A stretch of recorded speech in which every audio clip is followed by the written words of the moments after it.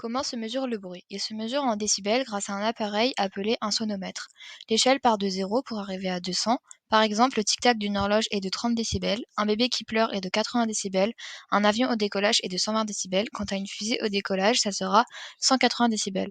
Au cours d'une journée, nous avons mesuré les décibels. Nous pouvons observer qu'en classe, il y a 57 décibels, dans une rue au centre-ville, il y a 42 décibels, et dans une salle de sport, il y a 79 décibels. Et pour les écouteurs, il y a 100 décibels. C'est ce que nous pouvons observer sur ce graphique. L'oreille humaine entend des fréquences comprises entre 20 Hz, fréquence la plus grave, et 20 000 Hz, fréquence la plus aiguë. Par rapport à l'audition humaine, nous qualifions d'infrasons les sons dont la fréquence est inférieure à 20 Hz. Nous ne pouvons pas les entendre, mais certains animaux comme la taupe ou l'éléphant sont capables de les capter. De même, nous qualifions d'ultrasons les sons inaudibles pour nous et dont la fréquence est supérieure à 20 000 Hz. Un chien ou un chat entend jusqu'à 40 000 Hz et une chauve-souris ou un dauphin jusqu'à 160 000 Hz.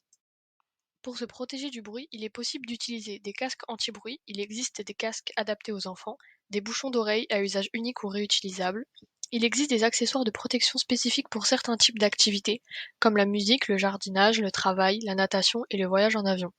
Pour se protéger du bruit, il existe quelques recommandations simples à mettre en place. Limiter le volume sonore d'écoute pour les appareils audio, limiter la durée d'exposition au bruit, faire des pauses régulières dans un endroit calme. Au travail, comment protéger mon audition? De nombreuses personnes sont exposées au bruit sur leur lieu de travail, l'employeur est tenu de réduire le bruit au niveau le plus bas possible. Compte tenu du contexte d'activité, l'employeur doit évaluer et résoudre les situations à risque sonore, proposer des protections auditives adaptées, former et informer ses salariés sur les risques d'exposition au bruit. Merci pour votre attention et merci de nous avoir écoutés.